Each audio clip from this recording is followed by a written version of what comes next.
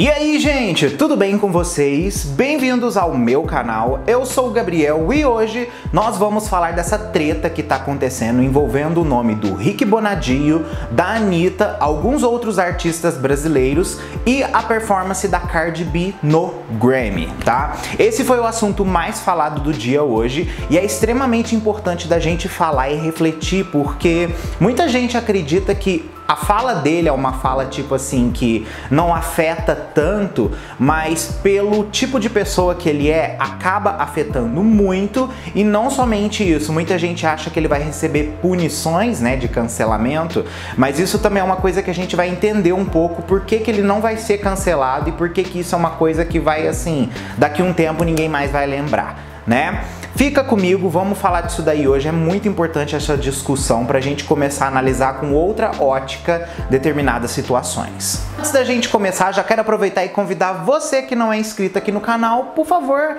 se inscreve, vem fazer parte da nossa comunidade. Aqui eu falo de música pop e de outros assuntos relacionados e vai ser incrível ter você aqui com a gente.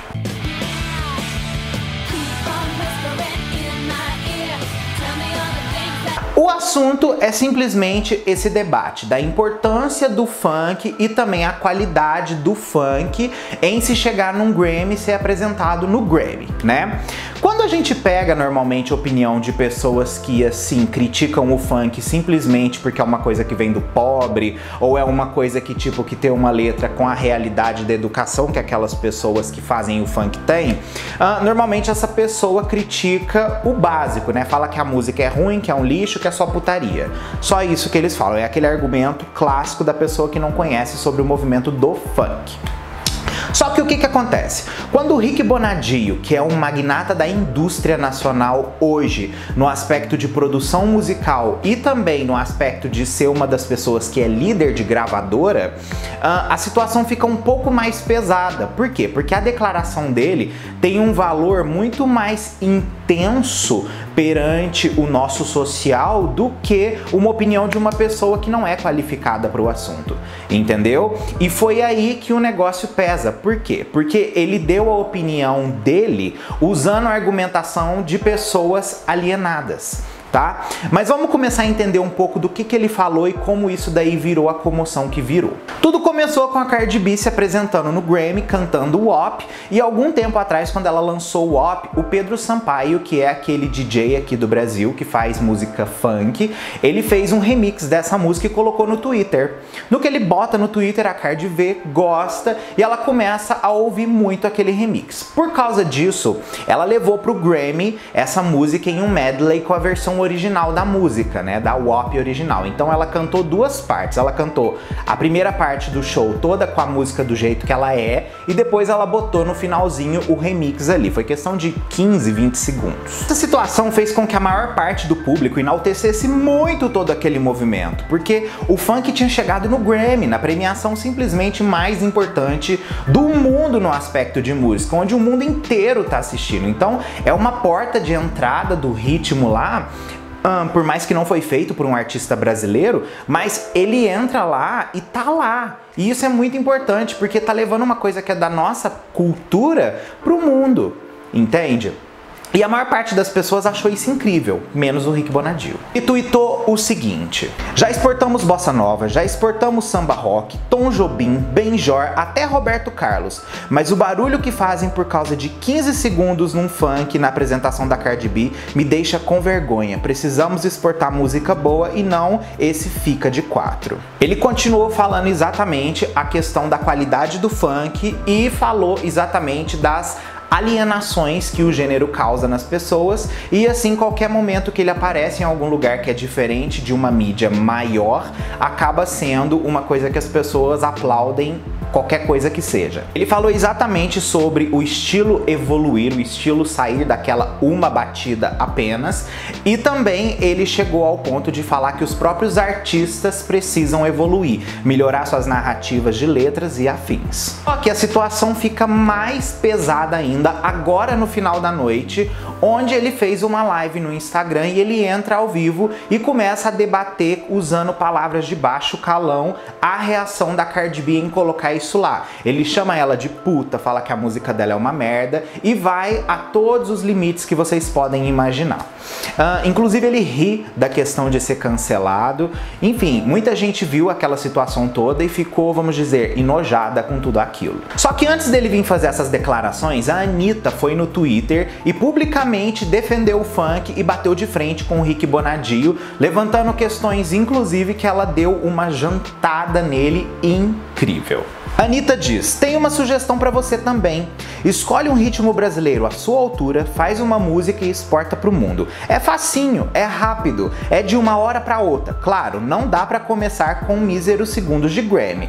Quando você chegar lá, a gente comemora com você. Ah, e sozinho também, não vale chamar um amiguinho pra unir forças e nem comemorar quando tem vitória de outro amiguinho. Aí você conseguindo, eu faço uma campanha pra deixarem de meus fãs serem meus e transformarem em seus fãs.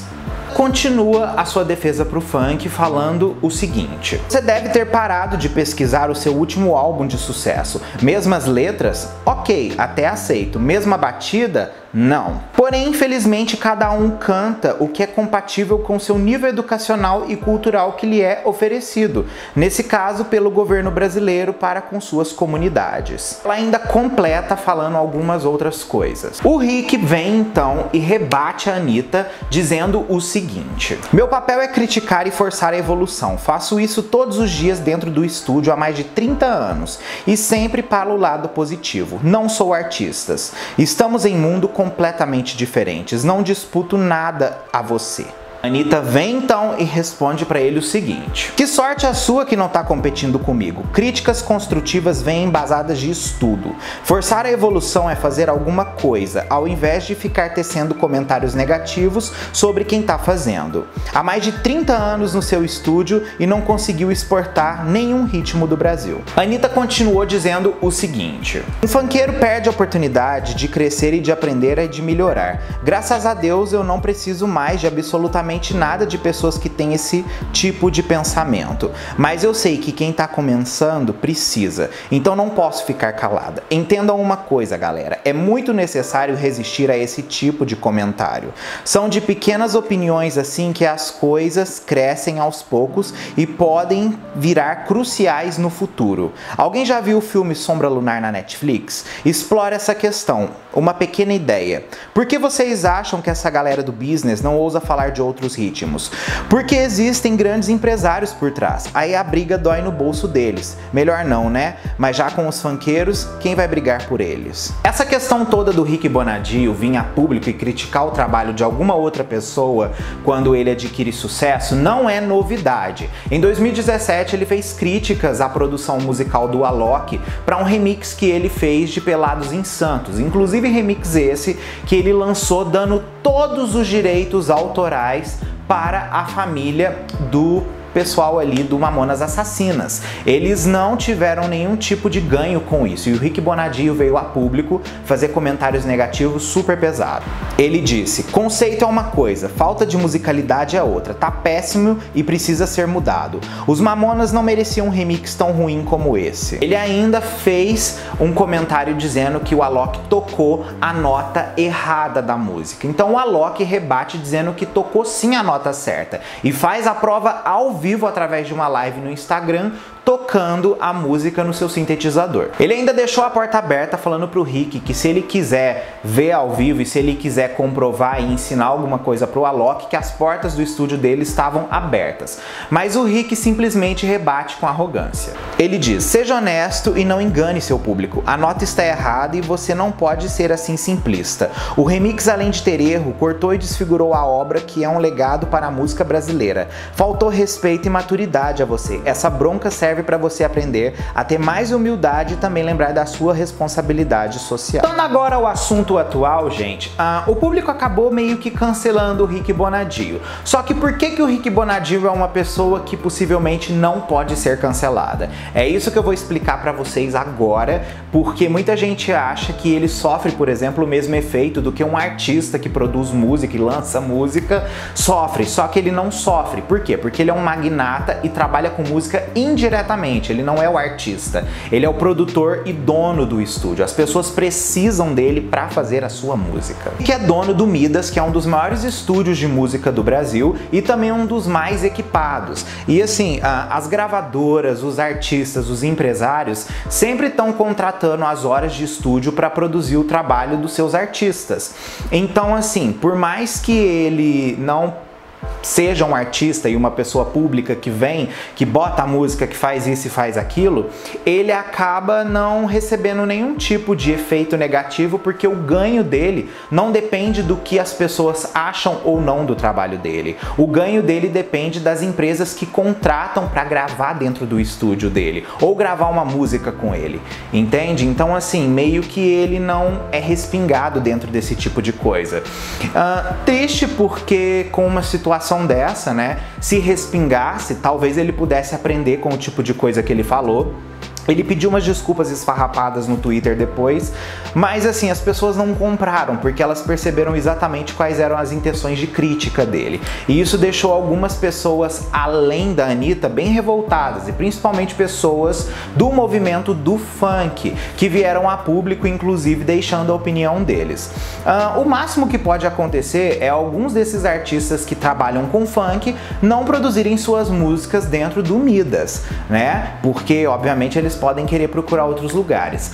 Mas o Midas oferecendo a qualidade que oferece, oferecendo a possibilidade que oferece, a porta que oferece, acredito que vai ser uma situação que não vai respingar tanto igual as pessoas imaginam, tá? Comenta aqui o que vocês acharam de toda essa situação, para eu entender melhor as posições de vocês. É muito importante vocês comentarem isso daí, porque cada vez mais vocês vão aprendendo, eu vou aprendendo também, a gente vai discutindo mais esses assuntos, ok? Ó, um beijo pra vocês e a gente se vê no próximo vídeo nosso aí.